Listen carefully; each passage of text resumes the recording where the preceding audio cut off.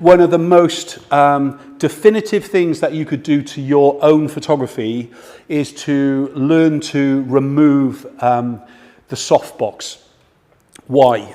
Because often you'll just keep it there for convenience and because it takes over half the studio when it's basically off the light. If possible, perhaps look at some kind of ladder hook, so you could kind of hook the kind of the softbox off. But if at the end of your shoot you're looking to do something a little bit different, then why don't you just actually take the softbox off or take all the diffusions off and really just give it a go straight away.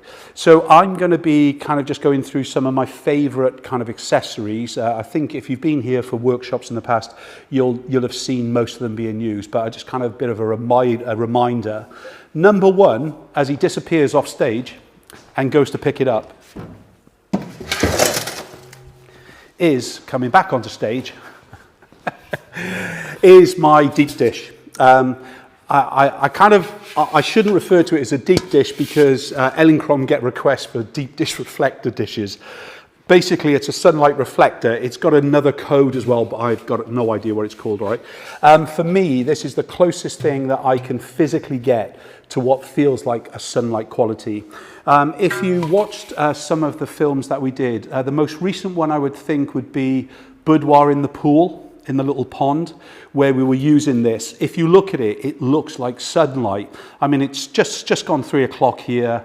It's a March day. We've got a freak day, which means there's sun coming through our window. But pretty much what I'm looking to do is kind of mimic that quality, that harshness, that specularity, and so on.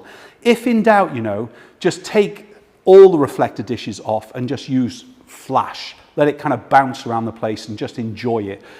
Be prepared to make some mistakes and things really. But we're going to start off with this, all right? One of the benefits of the Elinchrom system is that within the light, you have a umbrella hole. And what they've done is created a range of accessories to go into that umbrella shaft hole.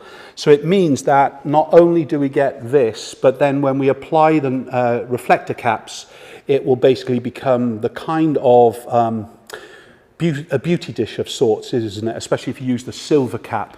I've got a diffusion, a white and a silver, and they do a gold as well and things really. So these are kind of things that we could play around with. Right, I'll stick that on the floor. Because the light is quite harsh, you're going to obviously fall out of love at times because there's so much shadow being created, and you're going to start to drift the likes of your main light around towards the camera position because you're going to be afraid of the shadow. If in doubt, remember, use some kind of bounce light within the studio, set it 2 stops or more less than the key light. So in other words, if you want some fill in the shadow, if your key light's running at f8 like we are today, because that's the minimum flash I can get out, using the bare bulb as it were, excuse me, then basically you've got to kind of really look at how easy it is for you to use the accessories to change the look and the feel and things really. So I think we just shoot more. So f8 for me, if I was going to use the fill light, I would want it to be f4 or below, okay? And that could be a big bounce light off a white wall behind or an umbrella and so on. Dan the man, coming in. So we've quickly set up a kind of, I said to Dan, we're going to shoot Vanity Fair, and he got all excited. And then he said, it's just a brown cloth background. Well, for me, that's basically what they shoot with, except it's either black or grey or blue. So welcome to Vanity Fair, Barbados. Yeah, you're from Barbados anyway, so you know what it's like. Okay, let's get you leaning forward just a little bit, okay? Do you know what I'll do is I'll just kick these in. I think we're going to use one, though. I'll leave the other one in case. We need to double up. I've kind of zoomed out a little bit, but in fact, I think I've got the wrong lens on. I should have gone straight to a 50. Let's zoom in anyway. Let's do a quick test, just check everything works. So the first things first is the fall off of light is going to be greater with the kind of the raw flash, so be aware of that. So, you know, you've only got to move like half a foot and it will feel like a whole stop. It's still a step stop, but it feels greater, so be careful. Dan, if you lean into this light, do you remember like we were doing? The light is pretty much set for Dan as far as the distance, and it's metered to the f8. I can slightly change the direction to the light, but it won't really affect it much because there's technically no feather. So let's show what the group 1 is doing. Stay there for a minute, Dan. So this is just that main light source itself. So you can see already it's quite dynamic. Let's just go to group all, and then we'll do the same shot, and relax, Dan. So we can do a comparison. So what have we got running? Let's look at these side by side. So the left-hand image, remember, is just the main light source, and then the right-hand image has 2 separation lights. Subtlety is the key thing, and even though they're all raw flash, you know, the kind of main flash, as it were, but good separation coming down here, and great quality of separation on the hair there and things. What we're seeing, though, is this lovely kind of Rembrandting, kind of on the verge of it. We need a smaller light source or a higher light source to get the true Rembrandt. The true Rembrandt is where you just have a small little nick of light just underneath the shadow eye, and we can do that in several ways by taking the light up higher and higher and higher, or smaller and smaller and smaller. I usually recommend that, especially when you're trying to develop your lighting techniques, is throw away the softbox and basically then just start to actually play around with the likes of the harder light source. Let's talk about the set for a minute. I've basically got the 11 o'clock light is running the likes of a snoot, yep, and that is on its minimum flash power. I couldn't get it down any lower. So basically that's doing its job, all right? The other light here at the kind of 2 o'clock position, 1 o'clock position, is a barn doors. And the barn doors is great because it's kind of fully controllable to a very, very small light source. We'll look at that as far as the key light is concerned in a minute and things. But before we do that, let's just concentrate on kind of creating some images with the sunlight reflector dish, and then we'll actually add the deflector caps on to actually see how it changes it and kind of the quality and so on. Right, so Dan, let's get same pose. Lean right in though if you can, bud. That's good. A little lean with the head on the side, turn the nose that way a little bit more. Eyes to me, please. That's great. Great shot. So I'm just going to take this up a little bit higher to just flag off a little bit of the hands. It's still going to catch light. You'll notice though, same shot again for me. That's great. Just there. Raise the chin a touch. So even though I've moved that light quite a large amount up, if I was to look at the face on both of them, you can see we're going to get a great catch light on both images. Okay, the catch light is the one in the eye. And what we want to make sure of is that we do have a good catch light there no matter what. If you felt that the background needed a little bit more lift, that's one of the great things about the likes of a barn door, is that we can open it up. So it depends on the type of barn door you've got. We can twist it around a little bit, open it up a touch as well, so it starts to expose down a little bit more, and open up this, and that will allow some of the light now to spill onto the background. I've kept the lights on the same side. Let's do the same thing, Dan, if you can, just leaning in for me, bud. Great, there. I can see I've still got that lovely kind of separation light on the top part of the head, but we definitely have more light coming onto that background here. So again, what I'm on about is actually all around behind him and so on with it. It's hard to assess on a television because it's not calibrated, and it's hard to assess on a laptop because that's not calibrated. But as a rule, you'll know if you've metered everything up how this is going to really look its part and things. If you like the idea of the backgrounds, but you just don't want this kind of vertical kind of shaping, think about using the likes of a clamp or whatever it is to start to add some scallop kind of edges into the side as well and things like that. I'm just going to go grab a clamp.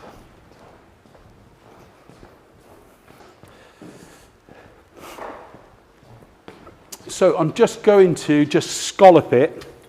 Sound like I've been doing that interior design program, but I haven't. That's better. Let's just clamp that on there for now anyway. So we've got that little bit of a scallop. That should actually change those vertical lines to a little bit more kind of shape, especially if I zoom out there. Relax. Oh, a little blink, I think. Let's do that one again, Dan. Let's keep it there. Turn the nose this way a touch more. Raise the chin a touch. Turn the nose more. That's good, just there. Raise the chin again. Great. Yeah, you did blink. One thing that you might notice, with or without a studio stand, I'm very rarely looking through the lens except at composition. I want them to look at me. I want those eyes to look at me no matter what, all right? So if you're not aware, I'm focusing here, but then I'm coming straight up and I'm off to the side, okay? Let's do it again, Dan, just there, keep it. Excellent, relax. So if I want a little bit more light onto the background, and I haven't got a fourth light, what would I prefer to do? Do I want to lose the separation light here, or do I want to lose the separation light here? I don't think we can afford to do both. So this is where I would then hot swap the likes of a snoot, because snoots will really control that light in a very, very small way. What I want to do now is basically swap this out. The modeling bulb is either turned down to a minimum when I use a snoot, or it's turned off. And the reason being, it gets very, very hot, very, very fast. And if you want to go through loads of modeling bulbs, that's the way you do it. Let me just take that up a bit higher. So in this case, because now it's not a snoot, I've now got the ability to actually put my modeling bulb back on again, so I can actually see where it is spilling. In this case, he says, there we go. I want it to actually spill onto the background a little bit as well. So let's bring it down in height. So it's going to allow itself to actually spill through here as well. Okay, the negative doing what I'm doing now is that the way that I've done the scallop and the way I've put the kind of replaced it from a snoot to the actual kind of reflector dish is that I'm now going to create a bigger shadow. If I'd actually swapped, in other words, the light was coming in from the right-hand side to light the background as well as him, I wouldn't have created a shadow onto the background because obviously any shadows would have been going away from us and things really. But this should create a little bit more kind of light. Let's do the quick shot. It's good. So now you can see already the difference that that has made straight away. But of course now, because of the spillage and the lack of control from coming out of the snoot, we need to start to actually meter this down a lot more. So that was on 1.5 in Elinchrom land. We can turn that right down to 0.3. That's the lowest I can physically go. So at least now it's going to be equal to, and again, Dan, it's pretty good, you know. It's going to look good. Love it. And so we've got a really great look. Let's just kind of hot swap that into monochrome a minute and do the same shot. And again, please, Dan, if you could. You do look like you've come dressed to match my background, by the way, so very well done. Okay, but you can see here in the monochrome how everything is separating away from itself, yeah? The background is, the kind of the hair is, so on. We're doing our job as a photographer. That's what we've got to do. But that harsh light, just from replacing it from a snoot to a dish, is allowing the actual spread of the light. If I didn't want quite as much light onto the actual background, I can use the clip-on the barn doors. So what am I trying to shield? Well, of course, I'm trying to shield the background a little bit, not so much Dan. So just by doing that now, I've kind of shielded a little bit of the background. Do the same shot, bud. It's lovely. Turn the head this way a little bit more for me. That's great. Eyes to me. Raise the chin a touch more. It's brilliant. So now if we just compare those two, you can see it. Yeah. So left-hand image is just the reflector dish by itself. The right-hand image is with the barn door on. If we just open up this barn door a little bit more, it's going to allow some spill. So we'll just do a quick comparison. Sorry, Dan. Raise the chin a touch. Turn the head this way more. That's great. Hugh Jackman. Yeah, I still think you got a little bit of that, you know. I love that. Oh my God. Hey, if you need Tinder, we got it. So basically, you can see the difference now, but all we would need to do is play around with this just a little bit on this right-hand side here to just start to actually narrow that down. And what a barn door does, it allows us that lovely little bit of flagging off just a little bit at a time thing. Flash shot with this and then we'll change. Okay, that's great. Keep it, turn the head this way again, get us Lewis there. Okay, now, I'll explain to you why I'm turning the head quite a lot in a minute. So all of a sudden now, if we look at those 4 images, we go, this is the raw kind of reflector dish. This is where we flagged it down fully and a bit too much. This is where we flagged it down less, and now we've kind of allowed a little bit more to kind of spill on. So we've got a really kind of, we can see what that raw flash is doing. But at the end of the day, really what this session is about is using hard light.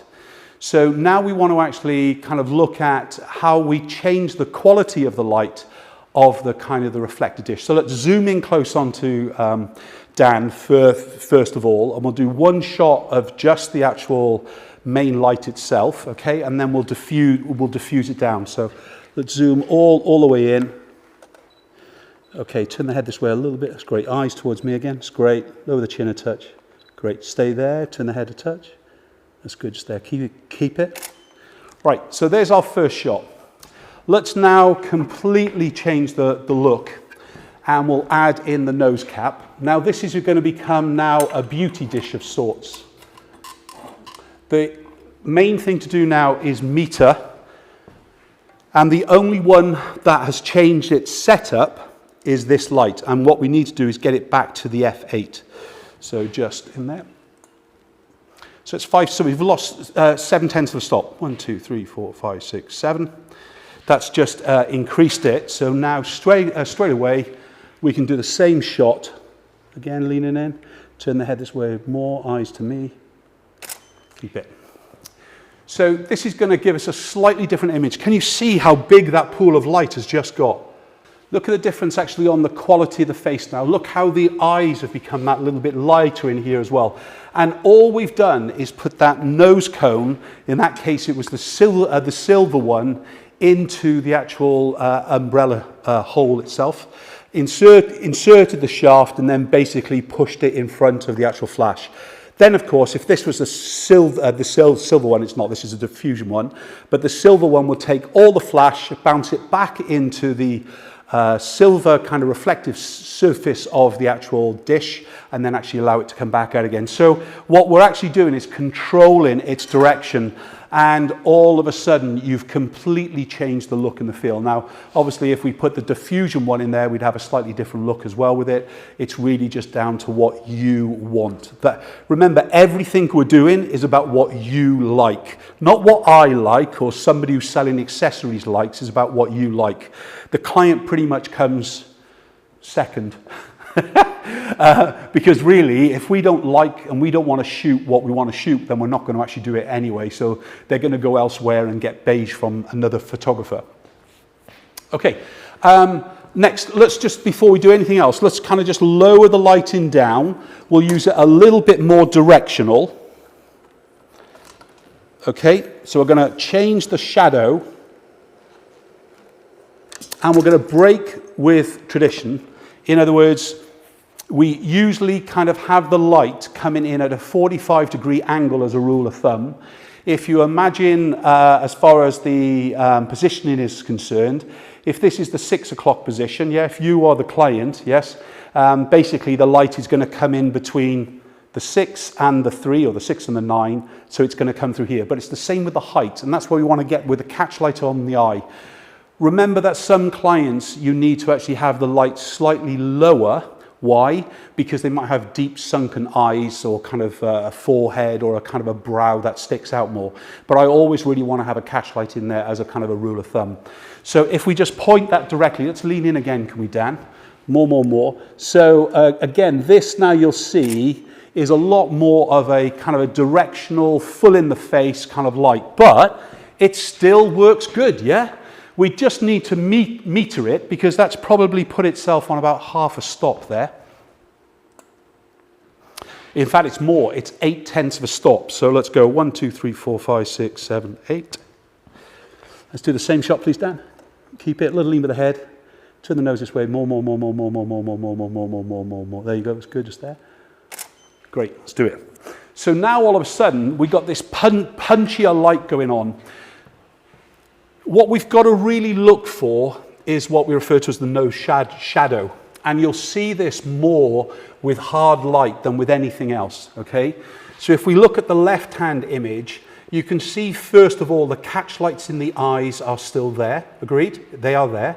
And we look at the nose shadow, and we can see the direction to that light was high and then coming down from right down to the low left.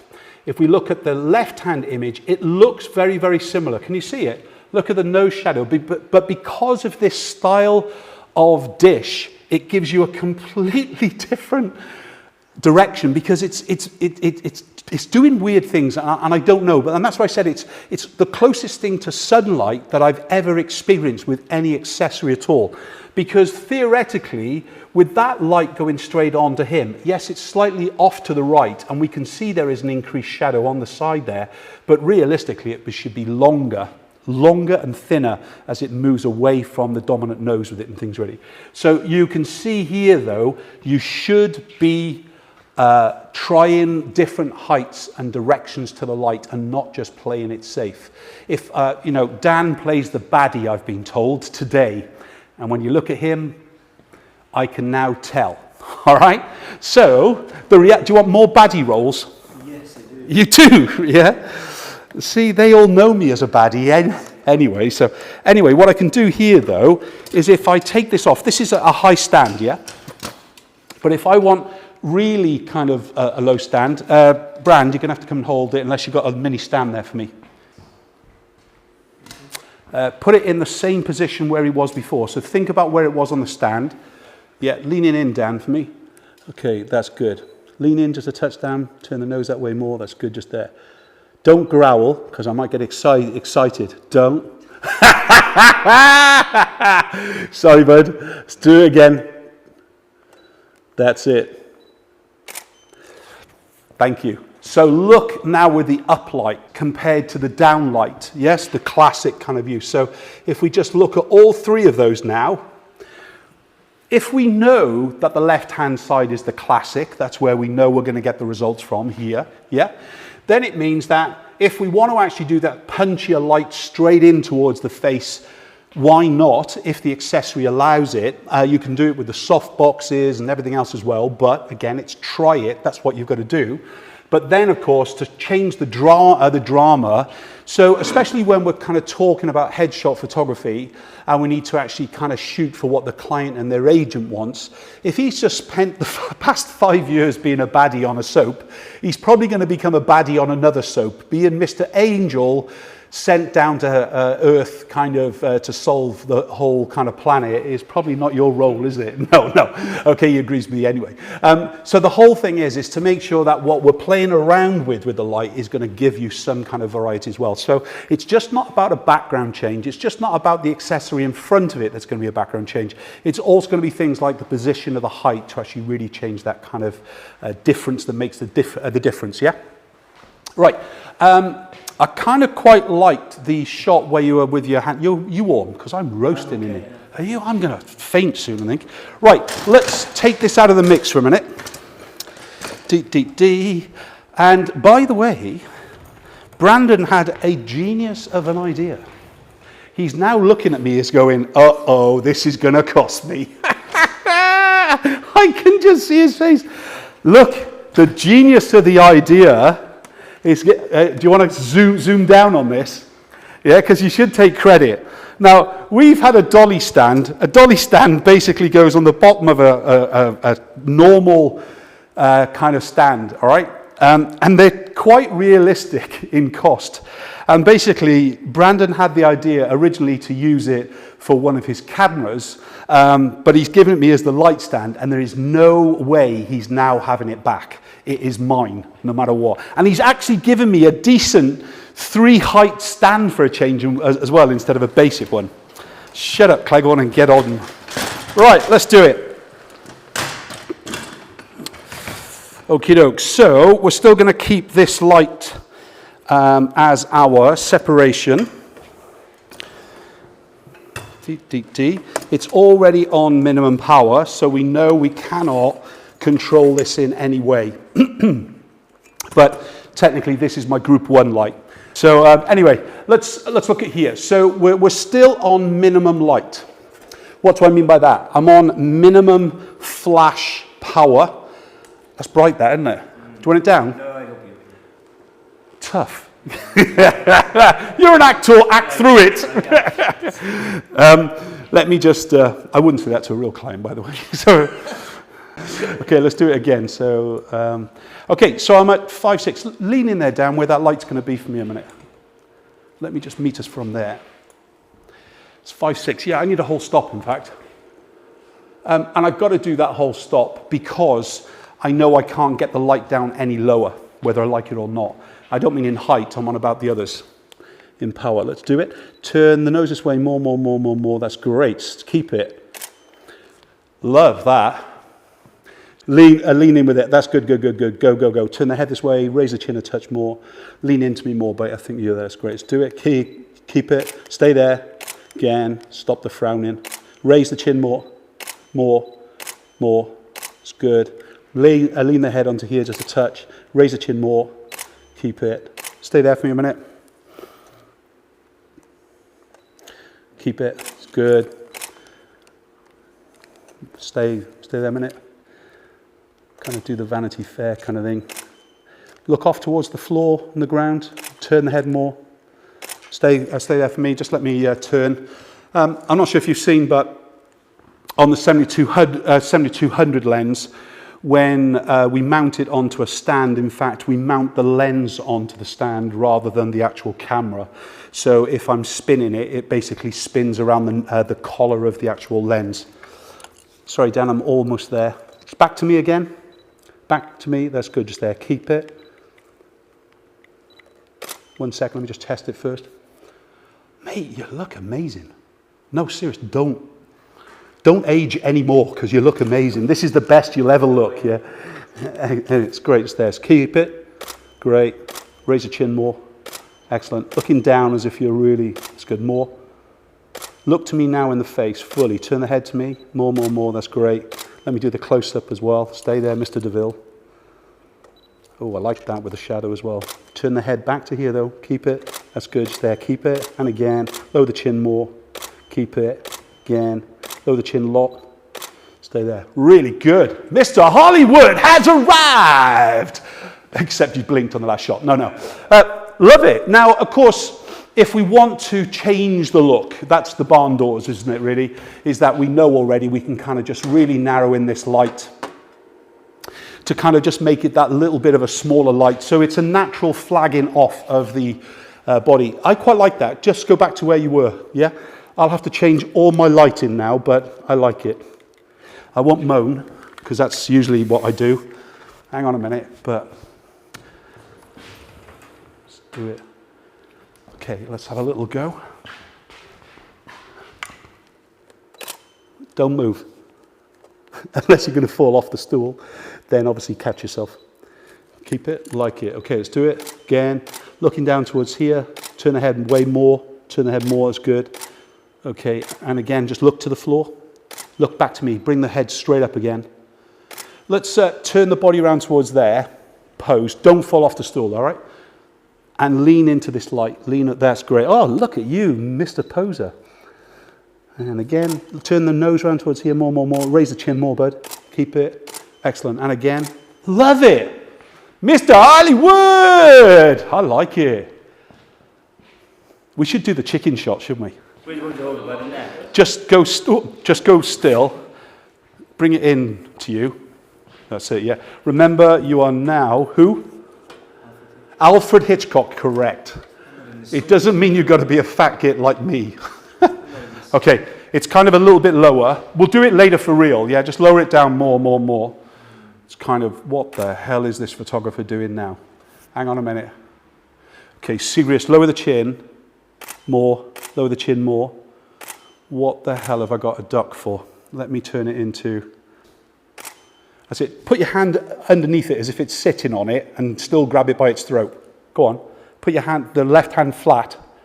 No, underneath the chicken. Like this. That's it. We weren't allowed a real dead chicken in the studio today, all right? I don't, Goosey even with it, I don't understand why. And bring it to the side like it's an Oscar. But it's squeeze its squeeze its neck to death. Go, go, go, go, go. Squeeze it. That's it. Raise the chin more. Excellent. Can you tilt his head forward? Push your thumb on the back of it. There you go. There you go. Mouth closed. Up strong. Excellent. We'll do the rest later on. I love that idea. We'll do it for real later. Dan, have a rest, mate. You're a star.